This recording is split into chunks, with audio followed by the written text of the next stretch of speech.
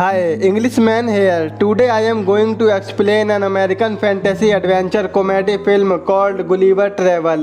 Spoilers ahead, watch out and take care.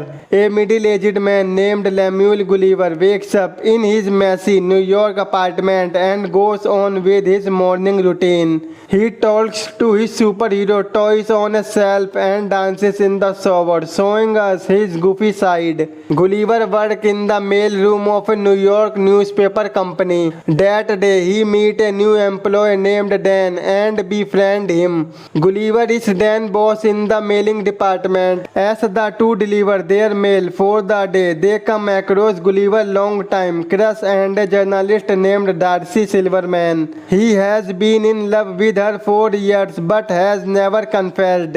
Later that day, Dan brings out a notice that says he has been promoted to head of the mail department of his first day. Gulliver has been working in the facility for 10 years but no one there respects him. Dan claims that Gulliver is scared to talk and will never progress in life other than his mail room job. A distressed Gulliver is walking out of the office and notices Darcy working late. He gathers up courage and goes to her cabin to ask her out. However, his nerves get the best of him, so instead he picks up a random paper from the desk and head out. Darcy asks him if he wants to apply for a travel writing assignment. A nervous Gulliver agrees and has no submit a travel blog the following day. At home, he copies and pastes several articles from the internet for the blog. The following day at work, he submits it to Darcy, who is impressed by his writing skills and provides him with a new task. She wants him to travel to the Bermuda Triangle and write an article about the legend of ships mysteriously disappearing there. To impress, Gulliver agrees.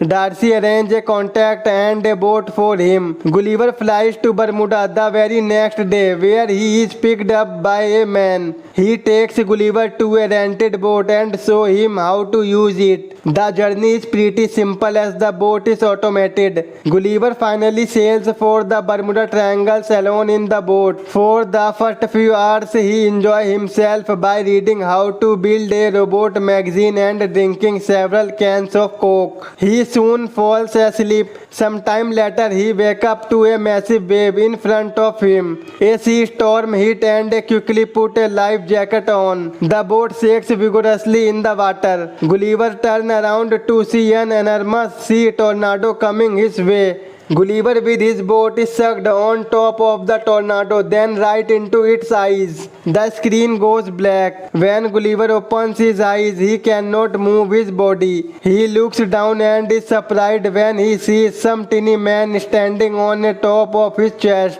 Their leader introduces himself as the Commander Edwardian of the Lilliput. The camera zooms out, showing us a crowd of tiny people standing around Gulliver. He is pinned to the ground with tiny rope and wood. Commander Edward calls Gulliver a beast. A confused Gulliver yells in fear and breaks free from the rope easily. Thinking that this is a dream, he tries closing his eyes. Edward orders his soldiers to bring the beast down. The soldiers attach their hooks to Gulliver's pants and make him fall unconscious. When he wakes up, Gulliver finds himself tied to a cart and being pulled into the kingdom of Lilliput. The tiny civilians come out of their house to get a look at the beast.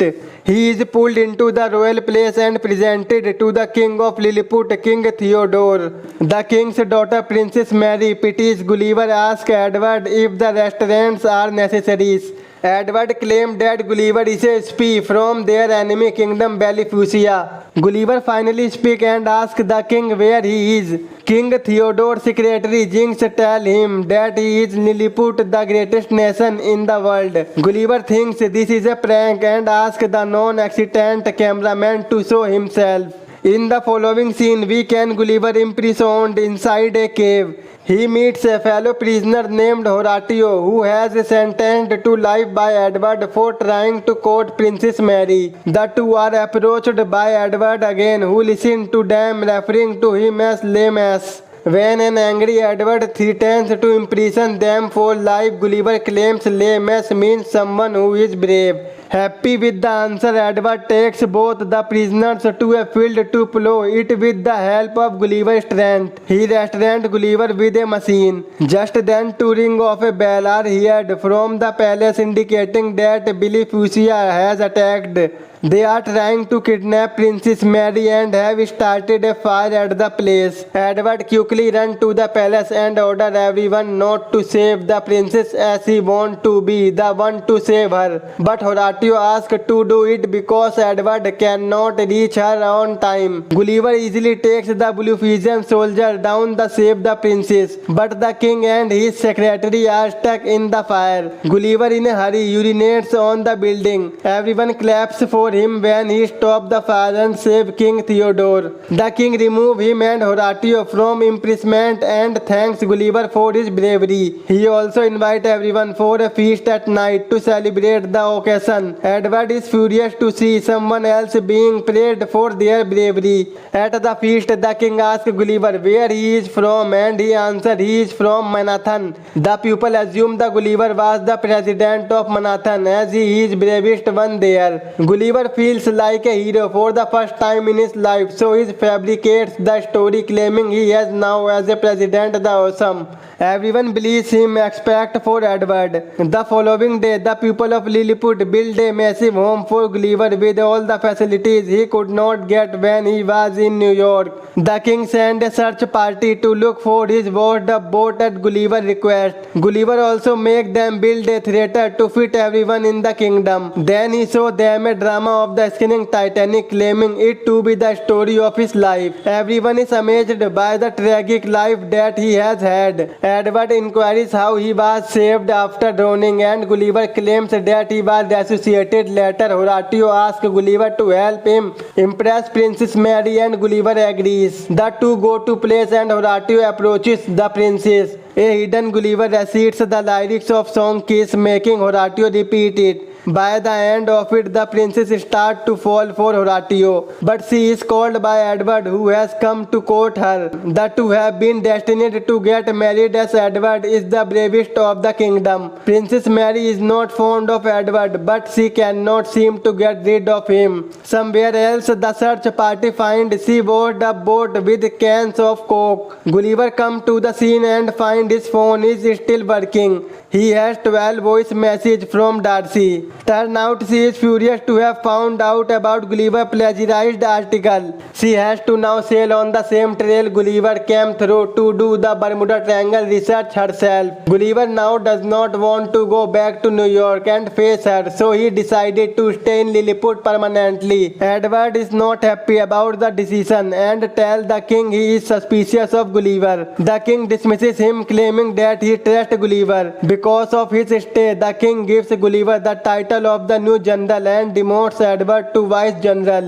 A jealous Edward turns Lilliput defense system off, making it easier for their enemies Belifusia to attack. Belifusian soldiers and their king see this and plan to attack Lilliput immediately. They approach the kingdom through waters and launch cannonballs toward Lilliput. Being the general now, it's Gulliver's responsibility to stop them. He nervously steps into the water and starts to splat it around. The cannonballs do not work on Gulliver, who is massive compared to them. Eventually, he defeats the Bluefisians and becomes the savior of Lilliput. The people from Lilliput fulfill all of Gulliver's wishes. They even build a model of Times Square so he would feel at home. They change their clothing to match that of Gulliver. Soldiers are appointed to cut his hair and give him massage. One night, Edward barges into the prince's chamber. He claimed that it is his right to come in any time because he caught the princess. The princess finally reveals she does not love him and does not want him to court her anymore. An angered Edward leaves for Belifusia to ask for help from their king.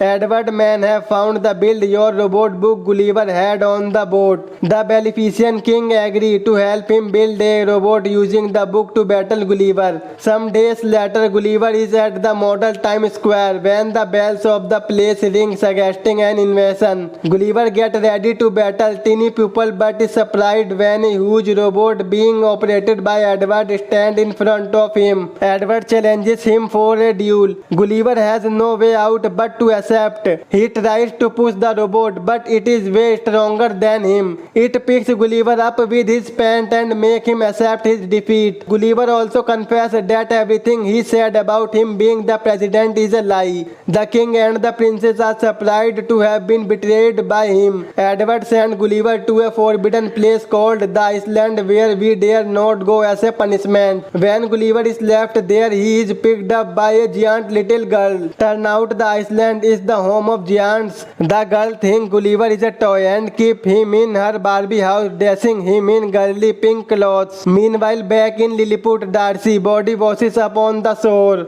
Gulliver had told everyone that Darcy is his princess back home, so Edward recognizes her as imprisons her. She meets King Theodore and his queen in prison who have been captured after Gulliver's defeat. Horatio sees this and decides to travel to the Iceland where we dare not go to get Gulliver back. He is minuscule on the Iceland and manages to reach Gulliver safely. The little girl's dollhouse also has a skeleton of a dead US Air Force pilot. Gulliver uses the parachute to escape and fly back to Lilliput. He first goes to meet Darcy in the prison and confesses that he has a crush on her. She forgives him for plagiarizing the article that seems to be opening up to him. Gulliver has decided to challenge Edward for a duel. He does not want to prove his bravery anymore but genuinely want to help Lilliput. The following day, the two stand before each other ready to battle. Gulliver wants Edward to give the kingdom back to King Theodore if he wins. But if he loses, Edward will destroy the kingdom altogether. The two fight and Edward overpowers him within seconds. Horatio runs to help him and manages to get inside the robot.